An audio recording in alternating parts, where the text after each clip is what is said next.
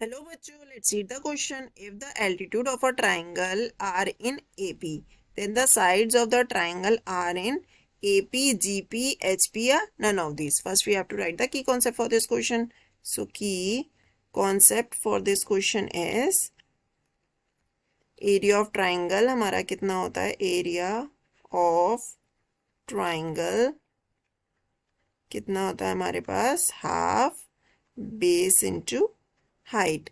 हमारे पास क्वेश्चन में क्या है, क्वेश्चन में बोला गया है कि जो इसके ट्राइंगल के एल्टीट्यूड हैं हम मान लेते हैं let x comma y comma z जो हैं एल्टीट्यूड हैं ट्राइंगल के, are altitudes of triangle on side then the sides of triangle. अब एल्टीट्यूड है तो किसी ना किसी साइड के थ्रू तो होंगे, ऑफ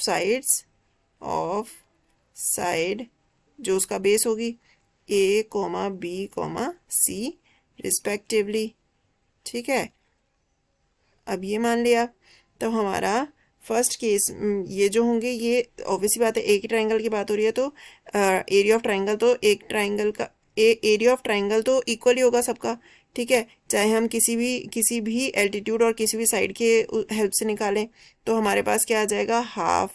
फर्स्ट वाले की अगर हम एक्स की बात करें तो एक्स जो एल्टीट्यूड है ये मतलब हाइट है और इसका बेस क्या है, ए, तो ये क्या हो जाएगा, half x a is equals to किसके इक्वल होगा, हाफ।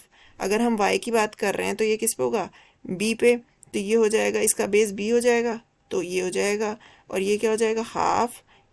सेम तरीके से z c हो जाएगा। ठीक है, अब ये तीनों इक्वल हैं तो हमारा हाफ हाफ हाफ तीनों में है तो ये x a is equals to y b is equals to z c हो जाएगा। अब मान लेते हैं इसको हमने किसके इक्वल रख दिया है, के से। ठीक है, ये हमने इस के इक्वल रख दिया है। ठीक है, अब हम क्या करेंगे कि हम x की वैल्यू निकालेंगे, x इज इक्वल्स टू कितना आ जाएगा, के इन टर्म्स ऑफ के ए आ जाएगा। y की वैल्यू निकालेंगे तो y की वैल्यू कितनी आ जाएगी, के अपॉन बी आ जाएगी। z की वैल्यू निकालेंगे तो z की वैल्यू आ जाएगी के अपॉन सी आ जाएगी। अब इसे हम 1 नंबर का नाम दे देते हैं। अब हमें बोला गया है क्वेश्चन में हमें क्या बोला गया है कि x and it is given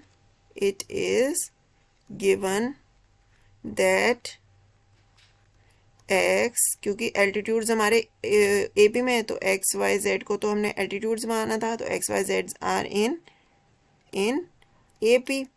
ठीक है, तो ये हमारे पास क्या हो जाएगा, इस कंडीशन से हमारे पास हो जाएगा y minus x is equals to, ये हो जाएगा हमारे पास z माइनस वाई।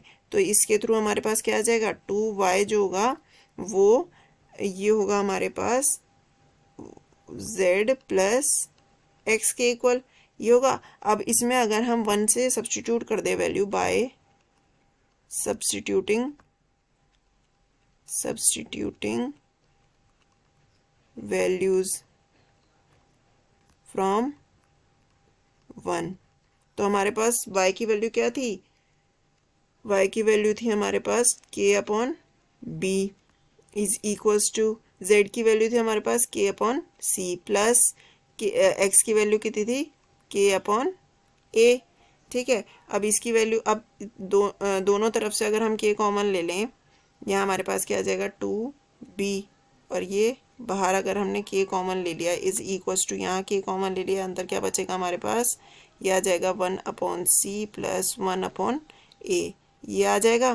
तो इससे हम इसे k को कैंसिल कर सकते हैं, इस के को कैंसिल कर देंगे तो हमारे पास क्या आ जाएगा, 2 upon B is equals to 1 upon C plus 1 upon A, ये आ जाएगा। अब ये जो कंडीशन फुलफिल कर रही है वो किसकी होगी, क्योंकि ये इसका रेसिप्रोकल ए पी में है तो ये ए बी सी काय में होंगे। जिन टर्म्स का रेसिप्रोकल ए पी में होता है तो वो टर्म्स किस में होती हैं, सो ए बी सी किस में होंगी, आर इन एच पी में होती हैं, वो एच पी में होती हैं। अब हमारे पास कौन सा आंसर ऑप्शन सही हो जाएगा, ये हो जाएगा हमारे पास ऑप्शन सी करेक्ट, क्योंकि ए बी सी किस में है, एच पी में। आई होप बच्चों आपको ये सॉल्यूशन समझ आया होगा। Thank you.